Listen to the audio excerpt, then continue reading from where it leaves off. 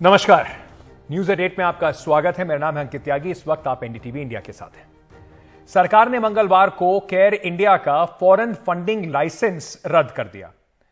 Care India एक गैर सरकारी संस्थान है और कहा यह जाता है कि ये गरीबी हटाने के लिए जो कई मुद्दे हैं उससे जुड़े हुए जो कई जिस तरीके की अलग अलग क्षेत्र हैं उसमें केयर इंडिया काम करती है।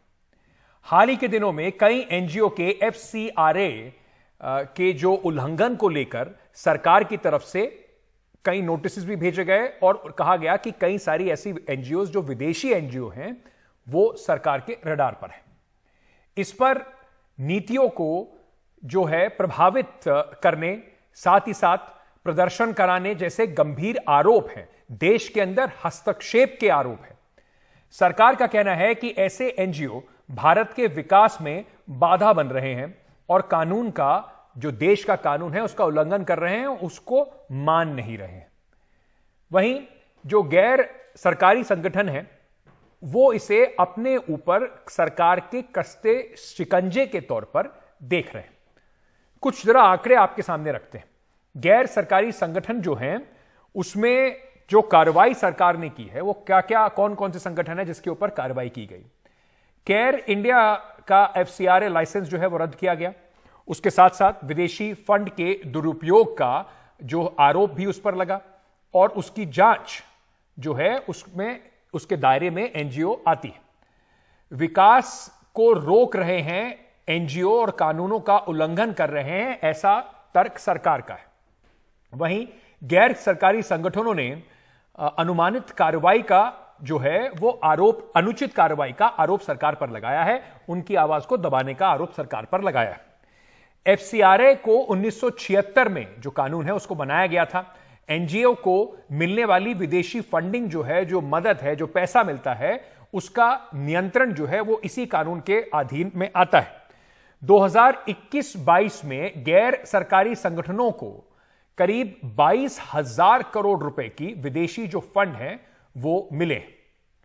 वहीं इस पर जो गैर सरकारी संगठन है, जो कार्रवाई उन पर हो रही है, इसमें क्या क्या प्रमुख बातें हैं। करीब 7 महीने से 400 से ज्यादा गैर सरकारी संगठनों पर सरकारी कार्रवाई हुई है। अब इसमें Oxfam India, centre for policy research, life, care India जैसे बड़े एनजीओ भी शामिल हैं। मार्च में एक थिंक टैंक है जो जिसका नाम है सीपीआर, उसको भी, उसका जो एफसीआरए लाइसेंस है उसको रद्द कर दिया गया था। एफसीआरए के कथित उल्लंघन का जो आरोप है वो इन एनजीओ पे लगा। इस पर एक वकील हैं, उन्होंने, ऋत्विक दत्ता, उन्होंने एनजीओ जो है लाइफ पर उन्होंने केस किया था। वहीं लाइफ अमेरिकी जो एनजीओ है उसका जो अर्थ है वो है जस्टिस फॉर अर्थ जस्टिस पर कोयला परियोजनाओं को ठप करने का जो है वो आरोप इन पर लगाया गया। वहीं एमनेस्टी इंटरनेशनल के खिलाफ भी इन्फोर्समेंट डायरेक्टरेट की कार्रवाई जो है वो जारी है, उसकी जांच चल रही है। एफसीआरए नियमों का उल्लंघन का आरोप इस पर भी लगाया गया है। नियमों के उल्लंघन के आरोप पे केयर इंडिया का एफसीआरए लाइसेंस जो है वो रद्द हो गया है, उसे रद्द कर दिया गया है। इस पर जो गैर सरकारी संस्थान हैं वो क्या कह रहे हैं, उनका क्या कहना है, यह भी आपको बताते हैं। ऑक्सफैम इंडिया ने कहा है कि सभी सरकारी एजेंसियों के साथ नियम के अनुसार वो सहयोग कर रहे हैं। सीपीआर कह रही है कि कानून को पूरी तरीके से हम पालन करते हैं।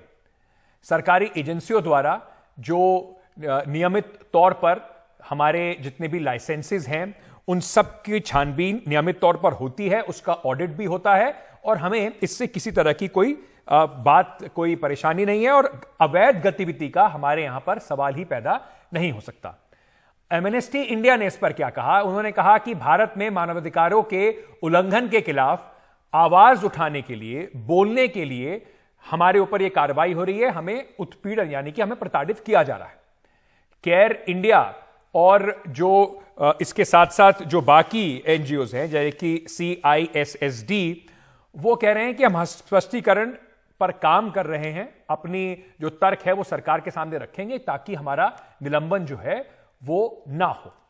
अब सवाल ये उठता है कि क्या, जो विपक्ष भी आरोप लगाता है कि क्या सरकार कुछ कार्रवाई जो है वो अपनी तरफ से कर रही है। ये पहली बार हमारे देश के अंदर इस तरह की कार्रवाई हो रही है।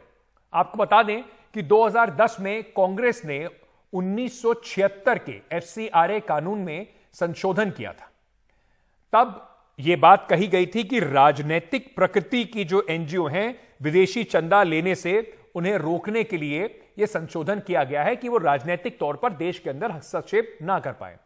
2012 में कांग्रेस की ही सरकार ने जो कुडनकुलम परमाणु परियोजना जो है उस पर उसका विरोध कर रहे एनजीओ जो है, जिसका नाम था, जो कई सारे एनजीओ थे जो इस परियोजना को एनवायरमेंट के नाम पे, पर्यावरण के नाम पर इसका विरोध जो कर रहे थे, उन्हें देश विरोधी करार दिया था।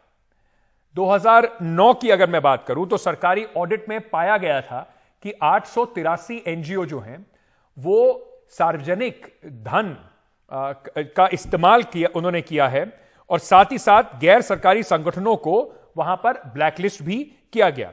वित्तीय कानून के हिसाब से काम हो रहा है, ऐसा सरकार का उस वक्त कहना था। अब 2014 की बात करते हैं, जब नरेंद्र मोदी की सरकार देश में आई। 2014 से एमनेस्टी इंटरनेशनल, एक्शन एड और ग्रीन पीस पर सरकार ने कार्रवाई की है।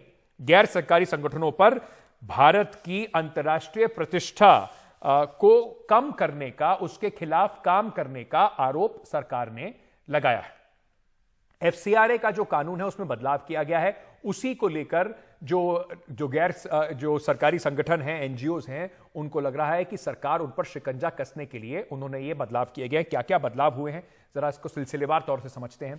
2010 में जो गैर सरकारी संगठनों को जो मुफ्त जो लाइसेंस था उसके अंदर रोक लगाई गई। जो लाइसेंस मुक्त उनकी पूरी रिजीम थी उस पर रोक लगाई गई। 2010 में संशोधन किया गया जिसमें कहा गया कि गैर सरकारी जो संगठन हैं वो हर 5 साल में अपना लाइसेंस जो है उसको उन्हें रिन्यू कराना होगा, उसको दोबारा से सरकार के पास जाके आपको करवाना होगा।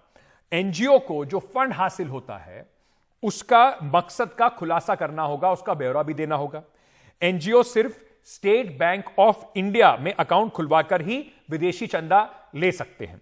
और साथ ही साथ यह भी कहा गया था कि पंजीकृत एनजीओ जो हैं वो गैर पंजीकृत एनजीओ को फंड ट्रांसफर नहीं कर सकते, क्योंकि ये बार बार बात सरकार कह रही थी कि ये लोग पैसा किसी और मामले पे लेते हैं और उसके बाद फंड ट्रांसफर किसी और काम के लिए किसी और एनजीओ को दे देते हैं। तो अब बड़ा सवाल यही उठता है कि क्या एफसीआरए का जो कानून है उसमें जो कानून जिस तरीके से सरकार लेकर आई है, कानून पर अमल किया जा रहा है या एनजीओ को निशाना बनाने का इसको एक साधन बना दिया गया है, एक औजार बना दिया गया है। इस पर बात करने के लिए इस वक्त हमारे साथ वी वेणुगोपाल साहब जुड़ रहे हैं, जो पूर्व संयुक्त सचिव हैं मिनिस्ट्री ऑफ होम अफेयर्स के। हमारे साथ सत्यपाल जैन साहब जुड़ रहे हैं जो एडिशनल सॉलिसिटर जनरल हैं। हमारे साथ केएस बद्रीनाथ जुड़ रहे हैं, डायरेक्टर हैं CIHS के, जो कि centre for integrated and holistic studies है। हमारे साथ पूनम मुटेजा जुड़ रही हैं, ये एग्जीक्यूटिव डायरेक्टर हैं पॉपुलेशन फाउंडेशन ऑफ इंडिया की। और हमारे साथ कुछ देर में एक और गेस्ट भी जुड़ेंगे, उनके से भी आपका तारुफ कराएंगे। पर उनसे जाने से पहले सबसे पहले मैं आपसे पूछना चाहता हूं वेणुगोपाल साहब, ये जो कानून में बदलाव किया गया है, ये क्या बदलाव है? इसको क्यों इतने संदेह के रूप से जो एनजीओज हैं वो देख रहे हैं? एक्चुअली इसमें 2 मुद्दे हैं मेरे ख्याल में। जो कानून को सही तरह से इंप्लीमेंट किया जा रहा है कि नहीं, वो एक सवाल है, लेकिन कानून की प्रक्रिया क्या है वो दूसरी सवाल है। मैं पहली बिंदु पर मैं ज्यादा नहीं बोल पाऊंगा, क्योंकि एग्जैक्टली क्या वायलेशन हुआ वो निर्दिष्ट एनजीओ ही बोल पाएगा, और एनजीओ ने किस तरह का रिप्लाई दिया गृह मंत्रालय को वो हमें जानकारी नहीं है। लेकिन कानून के बारे में मोटा मोटी तौर पे ये सवाल है कि 1976 में जो कानून था जी। उसको पार्लियामेंट द्वारा 2010 में रिपील किया गया। 2010 में जो नया कानून लाया गया उसमें ऑर्गेनाइजेशंस ऑफ पॉलिटिकल नेचर को डिफाइन किया गया, और कोई भी पॉलिटिकल पार्टी या organisation of political nature foreign से फंड नहीं ले सकते हैं। और सिमिलरली पहले जो लाइफ लॉन्ग रजिस्ट्रेशन सर्टिफिकेट मिलता था उसको बंद करके 2010 के कानून के तहत उसको 5 साल का किया गया। इसका उद्देश्य है कि नेशनल सिक्योरिटी के कारण जो भी गैर सरकारी संगठन देश के लिए अच्छा काम अगर करेगा तो बहुत अच्छी बात है, वो करना चाहिए। और एनजीओस के और सरकार के भीतर जो पार्टनरशिप रहना चाहिए वो कई अंश में कई जगह अच्छा काम भी हो सकता है, लेकिन सारे एनजीओ एक प्रकार के नहीं हैं। तो इसीलिए जैसे हम लोग एयरपोर्ट में जाते हैं, हर एक को फ्रिस्किंग करवाना पड़ता है, हर एक को एक्सरे मशीन से द्वारा चेकिंग करवाना पड़ता है। इसी तरह हर एक एनजीओ जो फॉरेन से फंड लेना चाहता है उसको एक डिसिप्लिन की जरूरत है, उसमें प्रोसीजर एक मेंटेन करना पड़ता है। इसी कानून को 2010 के बाद 2016 में और 2018 में 2 बार इसको अमेंडमेंट किया गया था through the amendment of the finance bill. Finance bill के जरिए इसका अमेंडमेंट किया गया। उसके बाद 2020 में भी और एक परिवर्तन किया गया। इसके तहत और कुछ कठिनाइयां और कुछ स्पेसिफिकेशंस दिया गया, जैसा आपका एडमिनिस्ट्रेटिव एक्सपेंडिचर जो कितना होना चाहिए, 20% से ज्यादा एडमिनिस्ट्रेटिव एक्सपेंडिचर नहीं होना चाहिए। आपका एक डेजिग्नेटेड अकाउंट होना चाहिए स्टेट बैंक ऑफ इंडिया से। उसके बाद आप वहां से फंड लेके और कोई अपना ही अकाउंट और कोई दूसरा बैंक में आप इसको ले सकते हैं। लेकिन आप दूसरे एनजीओ को आप एफसीआरए के पैसा आप ट्रांसफर नहीं कर सकते हैं, क्योंकि ये उद्देश्य है कि निर्दिष्ट काम के लिए आप फॉरेन से फंड ला रहे हैं, इसीलिए उसको पार्किंग करने का प्रोविजन नहीं है। ये पार्किंग करने के लिए उद्दिष्ट नहीं है। इसको आप जिस पर्पस पर उद्दिष्ट है उसी पर खर्च करना है, किसी दूसरे एनजीओ पर पार्किंग नहीं करना चाहिए। ये सब कानून है। सत्यपाल जैन साहब, मैं आपसे समझना चाहूंगा कि ये जो बार बार आरोप लगते हैं कि प्रोसेस को पनिशमेंट में शायद तब्दील करने की कोशिश की जा रही है, इतनी सारी विंडो खोल दी गई हैं, इतने सारे नियम कानून बना दिए गए हैं कि बहुत सारी एजेंसीज एक साथ इन एनजीओस के ऊपर अपनी नजर बना के रख सकती हैं। ये जो आर्ग्यूमेंट है इसको आप किस तरीके से देखते हैं? देखिए, पिछले लंबे अरसे से कई शतकों में जहां अपराध करने के तरीके भी नए नए निकले हैं, वहां जांच करने के, उनकी सजा देने के तरीके भी उसके मुताबिक आपको करने पड़ते हैं। आज से 50 साल पहले का लगभग ये बना हुआ कानून है। 1976 में बना है, अभी 47 साल 50 साल के करीब होने को समय आया है। और किसी की भी सरकार रही, इस कानून में कोई ना कोई अमेंडमेंट होती रही है। आप इसका नाम देखिए, इसका नाम है foreign contribution regulation act. Intention क्या है कि जो फॉरेन कंट्रीब्यूशन आ रही है उसको रेगुलेट कैसे किया जाए, उसके लिए कानून बना है।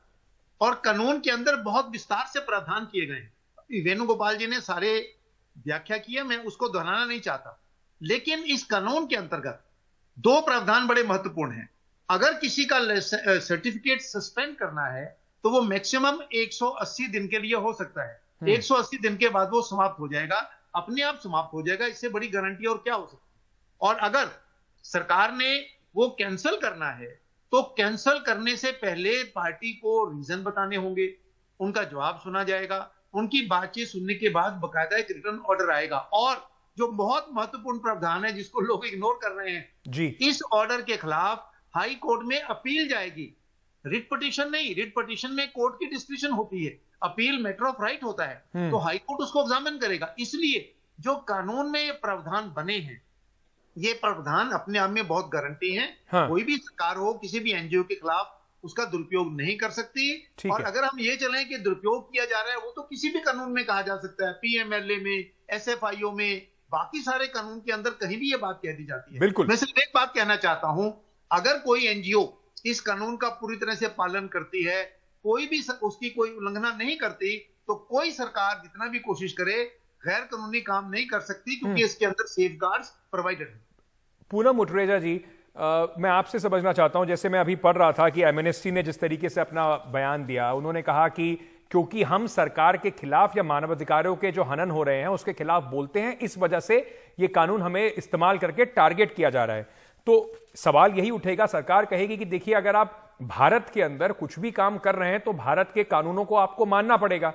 उसमें अगर सरकार को कोई लूपहोल दिखता है तो क्या सरकार की जिम्मेदारी नहीं है कि वो उसका स्पष्टीकरण मांगे या उस पर कार्रवाई करे? बिल्कुल, कोई भी गैर कानूनी काम या एफसीआरए रेगुलेट करना सरकार का फर्ज बनता है, किंतु सब एनजीओस को डीमोनाइज करना, या बद्रीनाथ जी ने एक और प्रोग्राम में बोला कि 50% एनजीओस उल्लंघन करती हैं और ऐसे ऐसे शब्द यूज करते हैं, नॉट ओनली हिम बट बाकी लोग भी एनजीओस के लिए, कि जैसे हम बहुत सी एनजीओस हैं जो हवाला करती हैं, फंड्स को मिसयूज करती हैं। मैं आपको ये बताना चाहती हूं कि जरूर होगा, सरकार ने जब एफसीआरए 1976 में बनाया या संशोधन किए, उसकी जरूरत होगी। मैं इससे कोई मेरा प्रॉब्लम नहीं है, ना ही एनजीओस को फिक्र है कि एफसीआरए या रेगुलेशन आए हैं। फिक्र ये है कि कोई भी अगर सरकार की नीति के अगेंस्ट बोले, इंडिया में भी, आप इंटरनेशनल छोड़ दीजिए, या जिन एनजीओस के गए हैं लाइसेंसेस, बहुत सी इंडियन एनजीओ हैं जो आए, जिनके नाम आपके यहाँ नहीं आए हैं, मेनली इंटरनेशनल एनजीओस के आए हैं। और मैं एक उदाहरण देना चाहती हूँ, एक लतिका रॉय फाउंडेशन है देहरादून में, जो 350 जो एकदम बीमार बच्चे हैं, जिनको जो बिल्कुल वनरेबल हैं और हिल नहीं सकते, सेरेब्रल पॉलिसी वगैरह के पेशेंट्स हैं, उनको देखती है। अब वो एनजीओ का लाइसेंस चला गया है और उन बच्चों को कौन देखेगा, और उन्हें कोई रीजन नहीं दिया गया है। एक रीजन जो सबको दिया जाता है कि आपका एफसीआरए वायलेशन हुआ है, आपने गलत बैंक में पैसे डाल दिए, जैसे केयर का केस है। अगर एक एनजीओ गलती करती है, और एनजीओ करेगी, सरकार भी गलतियां करती है, मीडिया भी गलती करती है, फिर आप लोग अपोलोजाइज करते हैं या रेक्टिफाई करते हैं, तो एक एनजीओ केयर जैसी, जिसने अपने खुद अकाउंट्स के बारे में बताया कि उन्होंने गलत अकाउंट में डाल दिए थे पैसे, और वो अकाउंटिंग एरर था, और वो कंपाउंडिंग फीस देने को तैयार थे। देखिए, ह्यूमन राइट्स, मुझे मालूम है हर सरकार को प्रॉब्लम होती है ह्यूमन राइट्स के साथ, तो मतलब पर एक सरकार के साथ कोई डायलॉग नहीं है एनजीओस का आज। और जब एक एनजीओ का लिया जाता है, people like in the administration, they think that it is very easy कि आप वापस जाके अपना रिवर्स करा सकते हैं अगर आपने कोई गलती नहीं करी। जी, मैं बिल्कुल गलत है। एक रिएक्शन, मदर टेरेसा का लाइसेंस वापस हुआ, और एक बहुत मैं एक छोटा रिएक्शन बद्रीनाथ जी से भी देना चाहता हूं। बद्रीनाथ जी, जैसे मुटरेजा जी भी कह रही हैं कि ये कोशिश जो है वो डीह्यूमनाइज करने की है, कि आप इतनी सारे प्रोसेस में टैंगल करते हैं कि कोई भी एनजीओ अगर सरकार पे कोई सवाल उठाए या उनकी प्रोसेस पे सवाल उठाए तो उसको इसमें फंसा कर उसका काम विफल करने की कोशिश की जाए। मैं इससे सहमत नहीं हूं।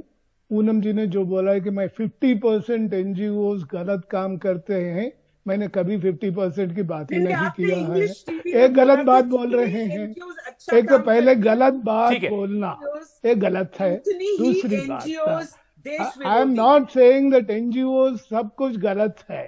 मैं ये कह रहा हूं कि कोई भी भारत की लॉज को वायलेट करते हैं, they should be punished with no reason for any excuse. This is what I'm trying to say. आप बोल रहे कि मैं कोई भी गलती कर सकते हैं। In the case of care, गलत अकाउंट में डालना नहीं है। 28 करोड़ आप मान लीजिए कि बिजनेस डेवलपमेंट और पब्लिक रिलेशन के लिए अलॉट करते हैं, वो सही बात है क्या? ये प्रश्न सवाल उठता है। एमनेस्टी इंटरनेशनल मान लीजिए पैसे ले आके अपना कमर्शियल एक्टिविटीज में लगाती है, ये सही है क्या? अब मान लीजिए कि ग्रीन पीस एक्टिविटीज करती है, इट इज नॉट राइट। अब मान लीजिए कि राजीव गांधी को चाइनीज एम्बेसी पैसे देते हैं, वो सही है क्या? लेकिन हमारे पास, जैसे हमारे इससे पहले सोलिसिटर जनरल साहब भी बता रहे थे और उसके बाद जो एडिशनल सोलिसिटर साहब ने बताया और वेणुगोपाल जी बोल रहे थे कि इसमें प्रोविजंस हैं, तो ये एलिगेशंस को कम से कम कोर्ट में जाके प्रूव तो करना होगा। ऐसा बेजा एलिगेशन लगाकर तो शायद बाहर नहीं निकला जा सकता, और ये दोनों के लिए है कि एलिगेशंस अगर लगे हैं तो वो कोर्ट में आएंगे ही आएंगे। मैं माफी चाहूंगा, मेरे पास समय बिल्कुल खत्म हो गया है। इस पर मैं छोटा सा एक ब्रेक लेने का इस वक्त मेरे पास समय है, तो छोटा सा एक ब्रेक ले लेता हूं। आप सभी का बहुत बहुत धन्यवाद इस मुद्दे पर अपनी बातों को आगे रखने का। तो ये एक बड़ा बारीक मुद्दा है और इस पर कई पहलू हैं। कोशिश यही थी कि हर पहलू को सामने जरूर रखा जा सके। छोटा सा ब्रेक लेके वापस आ रहे हैं।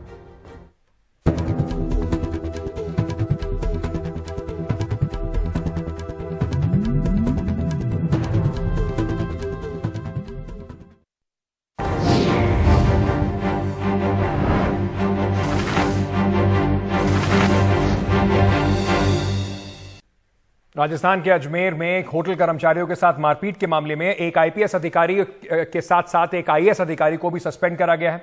आईएएस अधिकारी गिरधर और आईपीएस अधिकारी सुशील कुमार बिश्नोई को निलंबित किया गया है।